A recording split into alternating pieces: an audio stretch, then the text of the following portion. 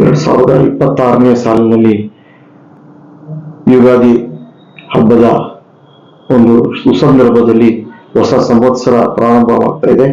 ಅದೇ ರೀತಿಯಾಗಿ ಮುಸಲ್ಮಾನ್ ಬಾಂಧವರು ರಂಜಾನ್ ಹಬ್ಬವನ್ನು ಆಚರಣೆ ಮಾಡ್ತಾ ಇದ್ದಾರೆ. ಈ ಶುಭ ಸಂದರ್ಭದಲ್ಲಿ ಎಲ್ಲರಿಗೂ ಸಹಿತ ಸುಖ, ಶಾಂತಿ, ಸಮೃದ್ಧಿ ನೆಲೆಸಲಿ, ಎಲ್ಲರಿಗೂ ಒಂದು ಆಯುಷ್ಯ ಆರೋಗ್ಯವನ್ನ ಕೊಟ್ಟು ದೇವರು ಕಾಪಾಡಲಿ ಅಂತ ಹೇಳಿ ಪರಮಾತ್ಮನಲ್ಲಿ ಕೇಳ್ಕೊಳ್ತೀನಿ. ಎಲ್ಲ ಸಾರ್ವಜನಿಕ ಬಂಧುಗಳಲ್ಲಿ ಕೇಳ್ಕೊಳ್ಳೋದೇನಪ್ಪಾ ಅಂತಂದ್ರೆ, ಈ ಒಂದು ಅತಿಯಾದ ಪ್ಲಾಸ್ಟಿಕ್ ಬಳಕೆಯಿಂದ ಆರೋಗ್ಯದ ಮೇಲೆ ತೀವ್ರತರವಾದಂತಹ ದುಷ್ಪರಿಣಾಮ ಬೀರ್ತಾ ಇದೆ. ನೈಸರ್ಗಿಕವಾಗಿ ದೊರಕತಕ್ಕಂತಹ ಪದಾರ್ಥಗಳನ್ನ ಹೆಚ್ಚು ಸೇವನೆಯನ್ನ ಮಾಡಬೇಕು. ಇದನ್ನು ಮಾಡೋದ್ರಿಂದ ನಮ್ಗೆ ದೀರ್ಘಕಾಲಿಕ ಸಮಸ್ಯೆಗಳು, ಅದರಲ್ಲೂ ಈ ಕ್ಯಾನ್ಸರ್ ಅಂತಹ ಕಾಯಿಲೆಗಳ ಕಡಿಮೆ ಆಗುತ್ತೆ. ಜನಸಾಮಾನ್ಯರಲ್ಲಿ ಕ್ಯಾನ್ಸರ್ ಬರೋದನ್ನ ತಡೆಗಟ್ಟಬಹುದು.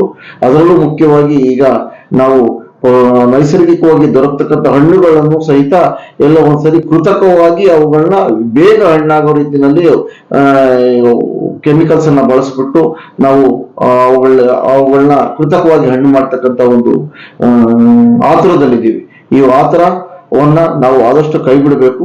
ಅವನ್ನ ಕೆಮಿಕಲ್ಸ್ ಅನ್ನ ಉಪಯೋಗಿಸಿ ಕೃತಕವಾಗಿ ಹಣ್ಣು ಮಾಡಿ ಅವುಗಳನ್ನ ಸೇವನೆ ಮಾಡೋದನ್ನ ನಾವು ಕಡಿಮೆ ಮಾಡಬೇಕು. ಅದನ್ನ ತಡೆಗಟ್ಟಬೇಕು, ಪೂರ್ಣವಾಗಿ ತಡೆಗಟ್ಟಿ ಮೂಲಕ ಎಲ್ಲರೂ ಸುಖ, ಶಾಂತಿ, ಸಮೃದ್ಧಿಯಿಂದ ಒಂದು ಆರೋಗ್ಯ ನಾವು ಜೀವನವನ್ನ ಸಾಗಿಸಬಹುದು ಅಂತ ಹೇಳಿ ನಾನು ಭಾವಿಸ್ತಾ ಜನಸಾಮಾನ್ಯರಲ್ಲಿ ಈ ಒಂದು ವಿನಂತಿಯನ್ನ ಮಾಡ್ಕೊಳ್ತೀನಿ.